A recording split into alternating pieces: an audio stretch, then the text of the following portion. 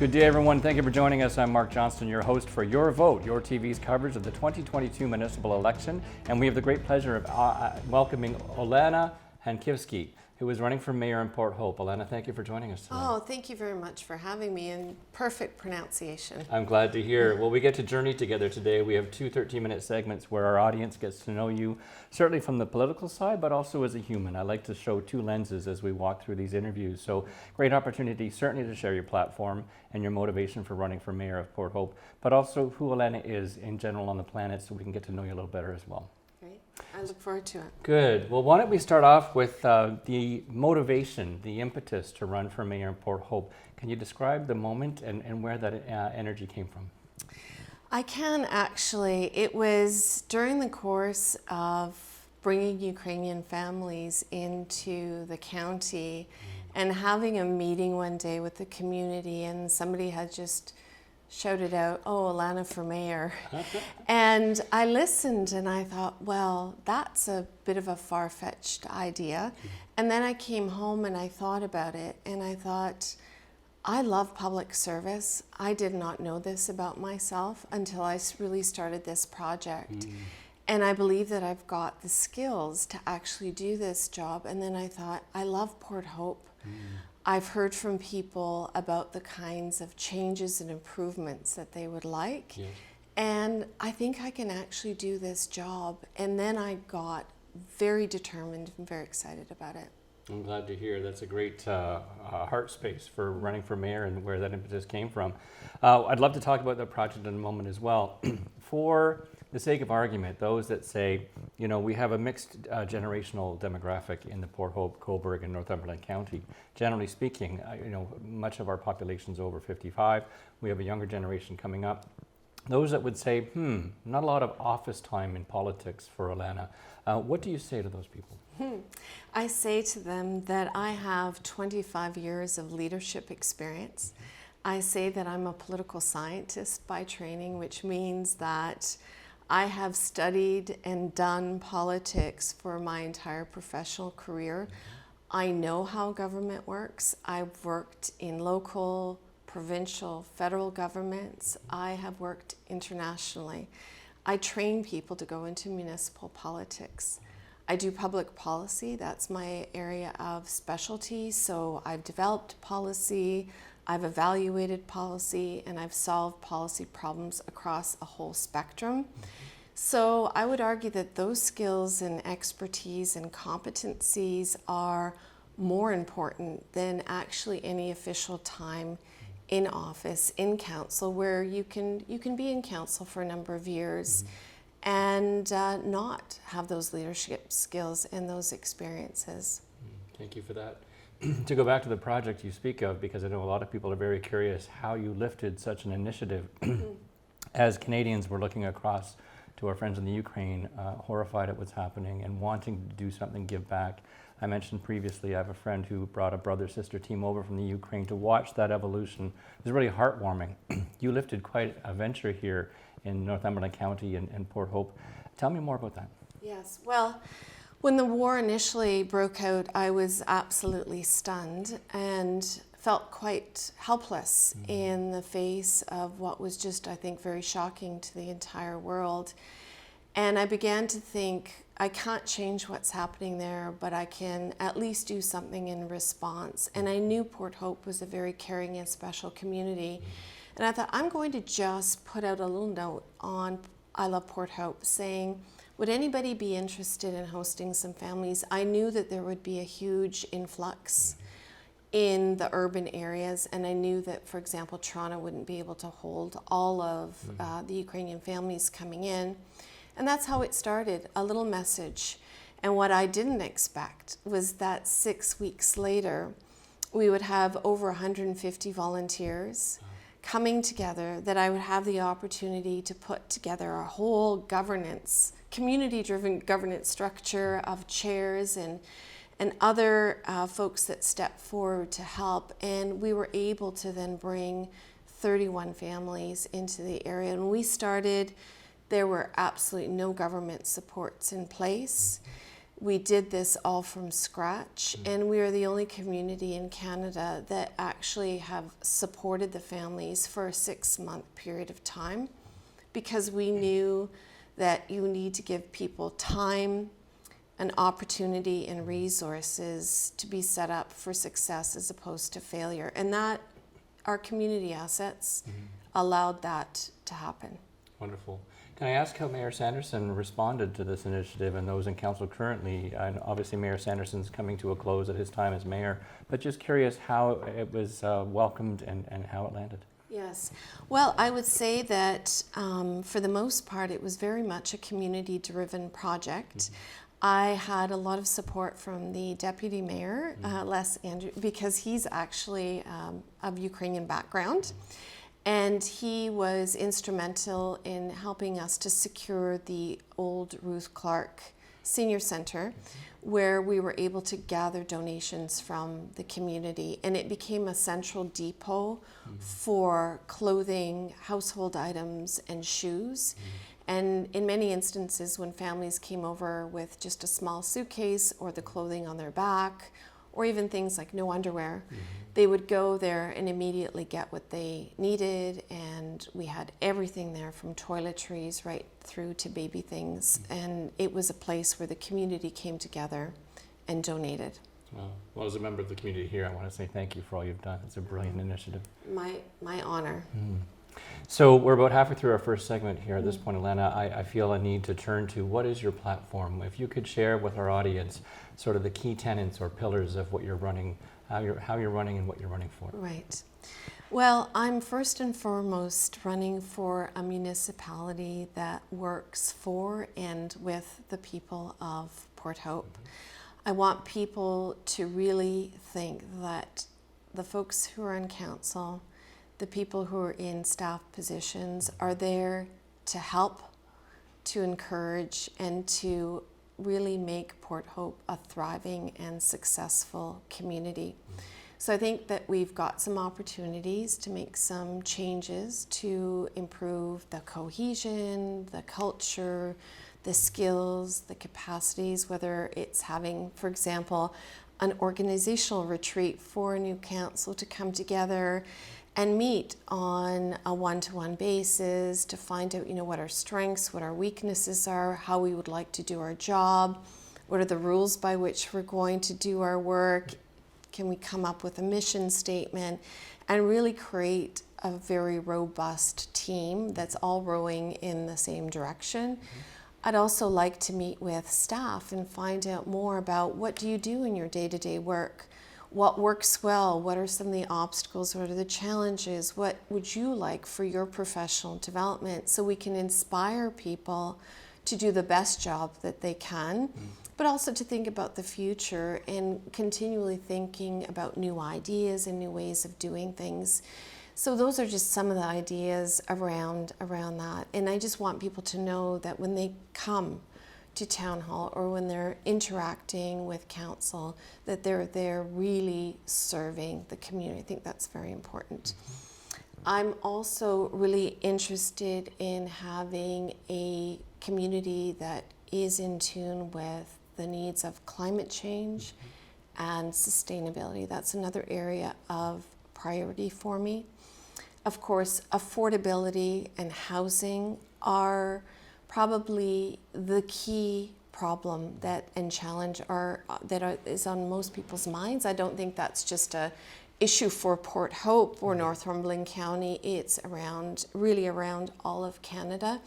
And we have to think about how are we going to solve these issues in terms of preventing homelessness, increasing access to housing, working with not-for-profit as well as with developers, being very strong in that relationship as a councillor when we are negotiating with developers, making sure that of course we have very transparent and clear processes, but that local needs are reflected in the way that we're shaping and creating our communities for the future. We need to talk to people that don't have access to housing, who are precariously housed. We need to find out more about what we can do as a community to change those dynamics.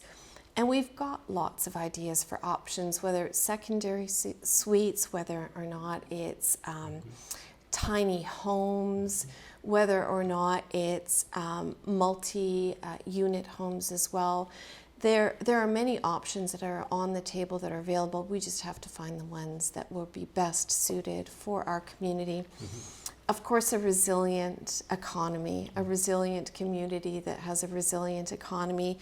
And here we have to think about, well, what is that going to look like? We're going to have to be creative about diversifying our tax base, trying to inspire new industries and new businesses to come into Port Hope. And at the same time, we want to be protecting our agricultural sector and the land there. So what can we get that has a small footprint that's going to fit our small town, but will give more job opportunities for, especially for young people to stay. And we have to support the businesses that are already in place. Good to know this. Thank you for that. Well-rounded. And one area in particular catches my attention. One of your competitors, I would say, brought up the rural-urban split in Port Hope and how special that is and how important it is to balance the focus between the two. What are your thoughts of the demographic and the geographical community diversity in Port Hope? Well, it's definitely an ongoing challenge. It's a historic challenge because the amalgamation happened under a circumstance that I don't think most people wanted. So, but now that we have it, it's about how do we actually authentically create meaningful collaborations, understandings, and also for folks in both wards to feel that their mayor has their best interests in mind. I'm very familiar with the challenges of a rural community. My childhood was spent in rural Grafton. I absolutely love the fact that Port Hope is 95% agricultural. I think we need to raise awareness among our citizens in Port Hope, but even wider, about how important it is for us to nurture our agricultural farmland and the work that's done there. It is what feeds us. I would love to have more educational opportunities for people to actually go around to the farming community and see how things are done and raise awareness. There used to be a kind of rural rumble that was in place that allowed for that to happen. It's a wonderful vehicle for school-age children as well as adults and even tourists to really appreciate what goes on in all of Port Hope. And I think it's very important to listen to those that are farming there, the challenges, as well as those that are doing well, about what are the necessary next steps for farming, for the next generation of farmers that want to continue to farm, and what are their ideas for some of the new businesses and, say, some of the agribusiness innovations that we can be thinking about and even leading on and teaching other communities about. Wonderful. It's a complex challenge with some complex solutions behind it. It sounds like great. Olena, that's wonderful. We're partway through, so we'll take a quick break now, but thank you for what you shared so far. Again, I'm Mark Johnston, your host here for Your Vote, Your TV's 2022 municipal election coverage. We'll be back in a moment with Olena Hankivsky.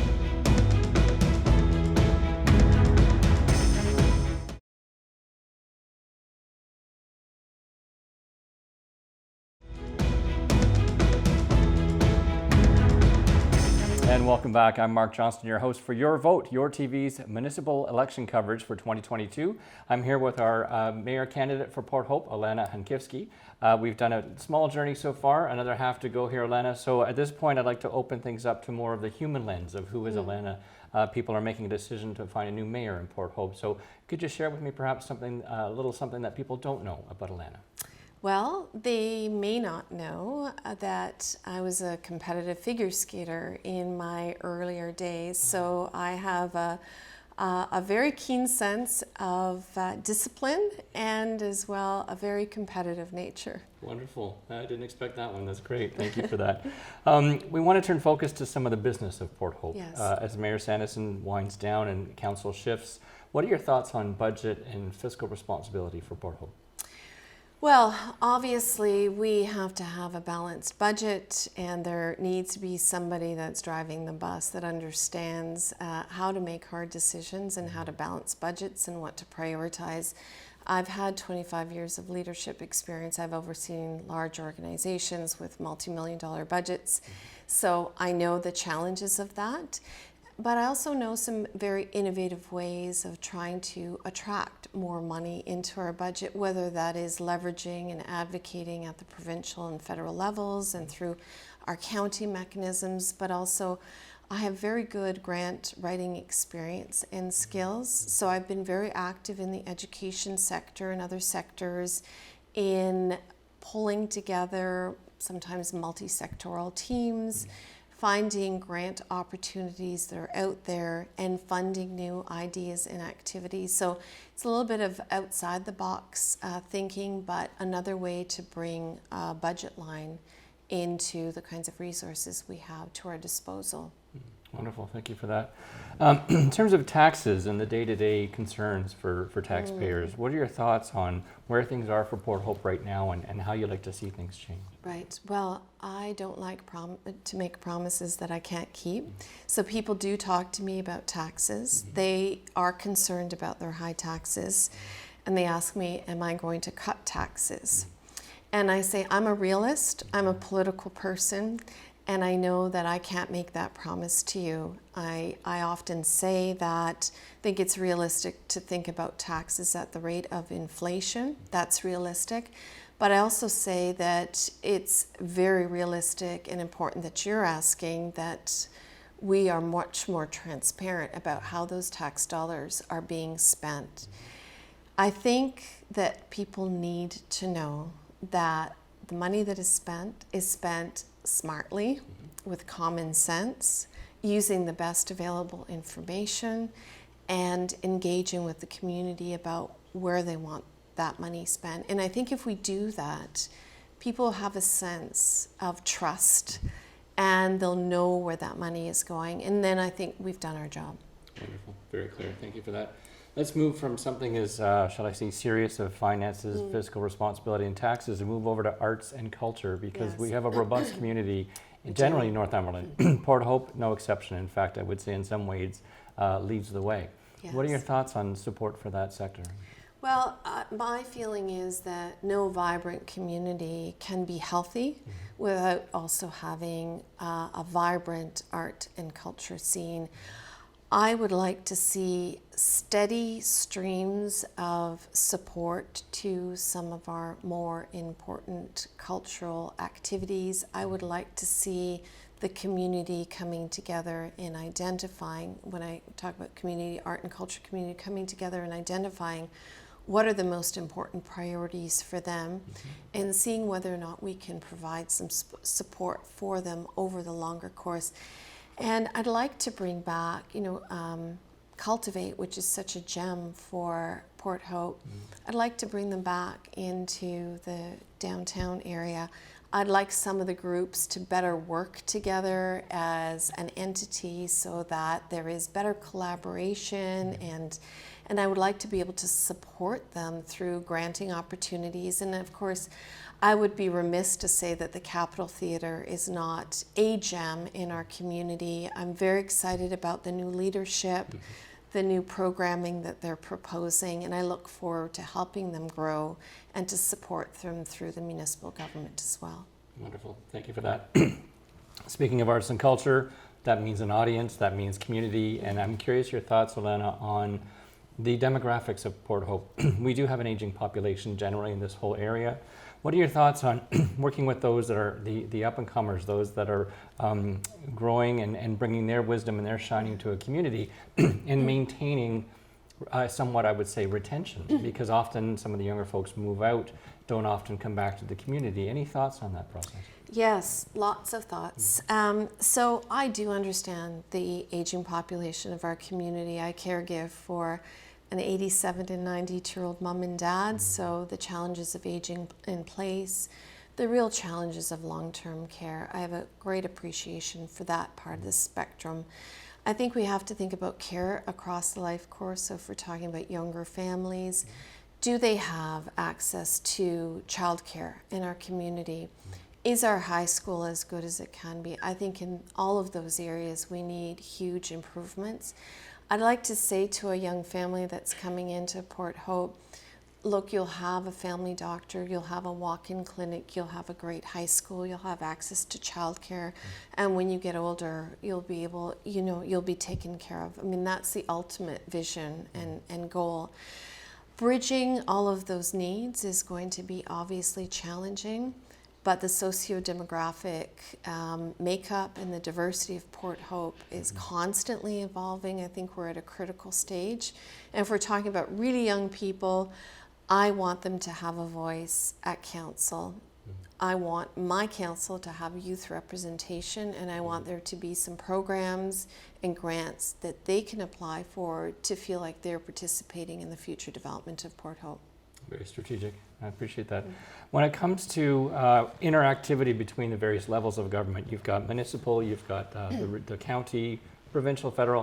What are your thoughts? And it sounded to me like you're quite well traveled. You've lived in different cities around the world, and you've come home, and your focus is on the seat of mayor in Port Hope. What are your thoughts on that relationship, the intergovernmental energy that happens in order to keep the machine moving? Well, it's a constantly moving target because things do change very rapidly, and one does have to know how different levels of government work, what's possible, where the levers are, where what I call the policy windows of opportunity are, the importance of sometimes doing preparation, thinking that we may not have a win this year or next year, but year 3, but you've got to be prepared. We have to find ways to advocate and be at the tables. We have to have people at the table that have the credentials and the respect and also can maneuver some of those conversations. So really, leadership for municipalities now, I think, is more important than it's ever been because we're dealing with a lot of problems that do require that kind of collaboration, whether it's economic development, whether it's housing and affordability, whether it's climate action, education, health. Those are all things that require that kind of intergovernmental strategy and expertise. Thank you for that, Olena. I want to move over to the topic of education when it comes to Port Hope. What are your thoughts overall and any specifics you can share? Yes, I'm very concerned about the state of our high school. That would be a first priority to work on, and I want young families not to have to think about sending their kids to Coburg for high school, which happens often. I'm very heartened by our attraction of, most recently, Loyalist into Port Hope. I think we can have closer relationships with the education sector, not only colleges, but universities, and even think about some very creative training centers for our citizens, whether it's in the building trades, or maybe it's historic restoration or agriculture. I think we haven't tapped that very well at all yet. That's fascinating to think. As just a quote-unquote regular taxpayer, you might have the opportunity to take on some new training, learn some new skills, and dive in. Often as we get older too, this concept of a second mountain. I've had my career. I might be semi-retired, but I want to get more involved in something. So that's interesting. Exactly. From here, I always like to open it up, Olena, to have we not covered something? What's in your heart to share with our viewers running for mayor that either is about you as the best candidate or something we haven't covered yet? Right. Well, I think in this day and age of public office and municipal politics in particular, I'm so heartened to see how many people are stepping forward in this election. It's making, I think, our community stronger, and I hope that it's giving people a lot of time to think about what's important for their future, what they want to see in a new council and a new mayor, what they think is important for Port Hope now, maybe later, and well into the future. And I've had lots of wonderful conversations door to door with people on these topics, and it's really helping me to shape and further formulate some of my platform and ideas. In terms of myself in this race, I'm passionate about Port Hope. I'm a compassionate person. I'm a results-driven person. I expect excellence from others as well as I do from myself. I'm looking forward to a modern municipality that works efficiently, that it works effectively, that people feel that they are seen and heard and part of the decision making. And I really want us to be inspired by what other municipalities are doing in terms of promising practices, but also forging our own identity. What is Port Hope going to be known for? What can we become a model for? And I think we have many opportunities on the sustainability side, on climate action, our cleanup, our efforts to save the trees in our community, to safeguard the river. I think we also have untapped opportunities to be in partnership and collaboration with our neighboring First Nations and really advancing reconciliation in the community as well. And then finally, of course, keeping all the things that make Port Hope special. And there is the heritage, the architecture, the buildings. I'd like us to mark certain buildings downtown and areas as a UNESCO heritage site. So those are some of the ideas, but really at the end of it all, there are many areas that I would like to target for improvement and for it to be inclusive, caring, affordable. You've been watching Your Vote, Your TV's coverage of the 2022 municipal election. I'm your host, Mark Johnston. Thank you for joining us. We'll see you next time.